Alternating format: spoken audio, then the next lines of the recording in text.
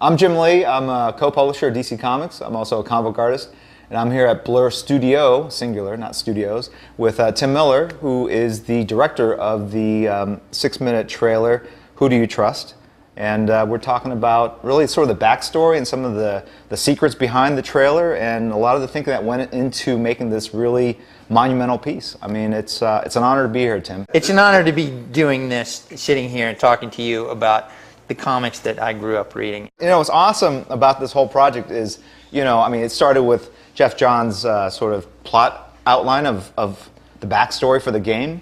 And I remember he led the synopsis with this quote, "Your future is what you make it," and then he wrote like Lex Luthor. And I love that because it made it seem so real, like, oh, there's a quote from a historic figure.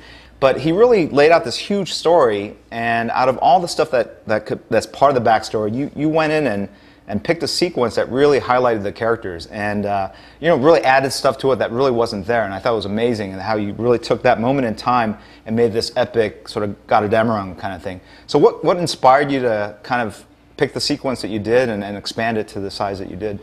Well, I've always been a fan of last stand moments. You know, it's when people are either at their best or at their worst, is that, you know, crucible in time and when you're facing death. And Jeff's comment there, he had a little piece in the story about the last battle of the superheroes, and they all die. And I thought, just as a fan, that's the moment I want to see. I want to see that moment where Luthor wins this thing that he's been fighting for his whole entire life, right, in the comics, and he finally achieves it. And, you know, does this victory turn to bitter ashes in his mouth, or is it really like, awesome, I achieved everything I wanted to achieve? But I wanted to see that moment and just play it out for all the fans like me that always wanted to see what that could be. And then I knew I could undo it because it was a time travel story. Sure. And the whole intro with the glowing embers kind of floating, I think it's just so economical to do. I thought it was, you know. Totally. And it builds up the suspense of what you're going to see. I mean, yeah, and you don't want to, you kind of want to shock people with that first view. And you got to lay a lot of backstory to sort of set it up. I see Green Arrow. Okay, yeah. So I wanted him there, and then see, there's Poison Ivy right there. Oh, yeah. Oh, on the right-hand side with the arm. Got it, yeah. It's kind of hidden behind the smoke. I think originally I had Wonder Woman was fighting Solomon Grundy in this first one, and then we thought, because of ESRB issues, sure, you can do a little robot, more, yeah, because we like can a battle droid. We can get a little more violent. Yeah. So this is Metallo. Oh, also just one more thing on Metallo before, it's kind of hard to see, but she cuts his arm off, and then stabs him in the back. And we had quite a debate there with ESRB about saying, no, really, it's a robot. And then you see, this was originally a giant green fist. Right. And it just looked a little silly, so we changed it to ball of lantern energy. And then enter Gigantus. I love the scale of it there, it's awesome. Giganta was originally killed by Cyborg in the first script, but then I thought, well, I need to introduce Green Lantern and Black Adam in their battle, so why not give it to Green Lantern? And then we get our first look at Batman. And I wanted to do Batman as sort of the general on the battlefield, and that was his whole thing. Everybody loves to see Batman fight, but he's also this master strategist, so I thought, you know, it would make sense for him to be in charge of the battle, not Superman. So there's remnants of the Daily Planet. Lex is actually fighting on top of the Daily Planet building. I'm not sure if people pick it up. That twisted metal behind him is actually the globe from the Daily Planet. I like the idea of Deathstroke just... he's just like walking around.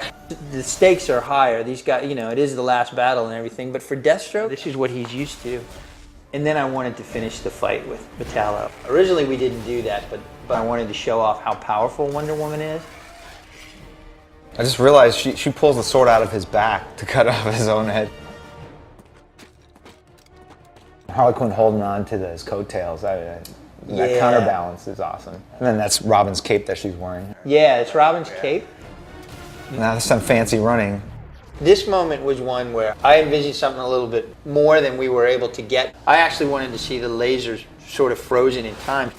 We wanted to give Green Lantern his moment. Like, what would he do if he was wounded? And so we had him bind his wounds, and like his arm was broken and he was kind of holding it together with lantern energy. Just loved how Deathstroke sort of skid along the ground as he falls. Little subtle things like that really sell the sense that it's actually physically happening. My whole idea with him was he's got to be clever because she's so much more powerful.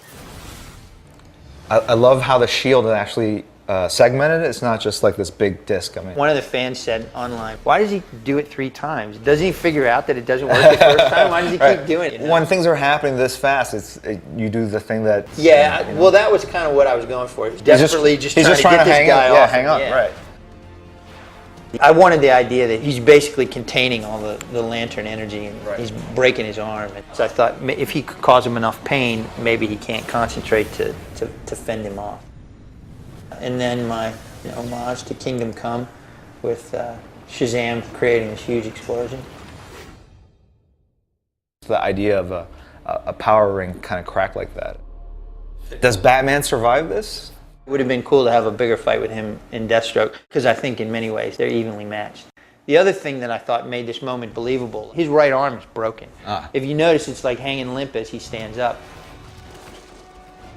And then here he never uses it, it's always dangling. And then here he can't even move it.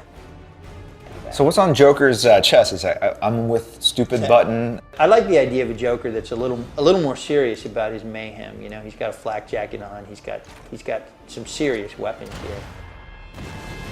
There, it's hard to see where the rocket comes in, but you can actually see Batman hanging back there in the background. And Cersei is a secondary read too, because she's dead on the right-hand side. And then Lex comes in and gets Wonder Woman. I think this is the first time I've seen him in this armor actually look really badass, and and it looks believable. From all the noise in the universe, he hears her scream. And through the silence, the vacuum of space. The vacuum of space. That's how powerful Superman is. And of course, when he hears it, that's the thing that calls him to action.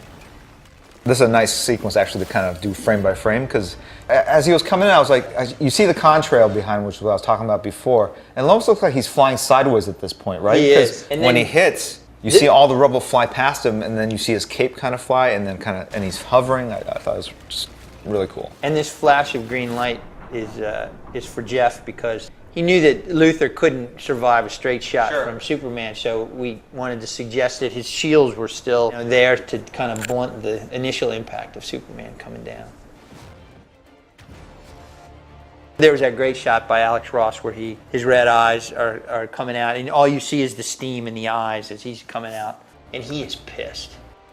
I originally had Black Adam die, and then when you and Jeff came down, you said, we need a little more action for Superman, and we put this Black Adam sequence in because I needed somebody that could go toe-to-toe with him. Sure. No, it's just, it's great to see him actually in some sort of melee thing, because he's always usually just picking up heavy things and like kind of gently dropping them to earth. You really highlighted how difficult Superman would be to defeat in battle. I mean, just from the distance he closes when he goes from Black Adam to Luthor, it's just like instantaneous, and there's just no way any guy in a robot suit would be able to react to that. And it's just, he's helpless before that kind of unless you have fury. Unless you have some tricks up your sleeve. I realize there's some logistical problems with her mouth being stuffed full of kryptonite, and Woody sensed that, but I just thought the moment was... No, I don't think I've seen anything like that before. Superman would be, ready for his tricks, but I didn't think he'd be ready for this. And again, it's using his obvious connection and caring for Wonder Woman to kind of seal his own doom. Absolutely. But of course, it was all according to Lex's plans. I really wished I could have milked this moment a little bit more, or the dead Superman, you want to push in on a close-up. But then I thought, as much as I would like to do that from a fan's perspective, from a story point, this is really Lex's moment.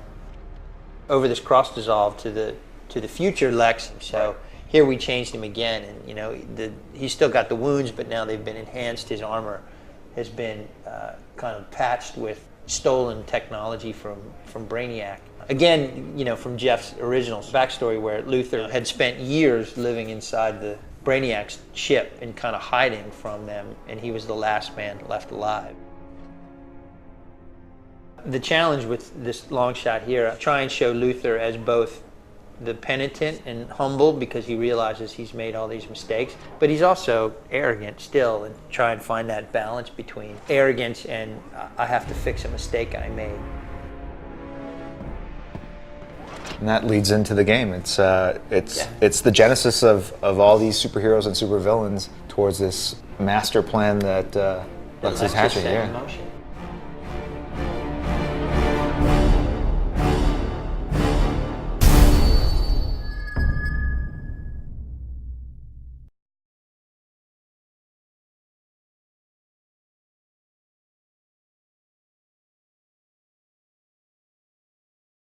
Sony.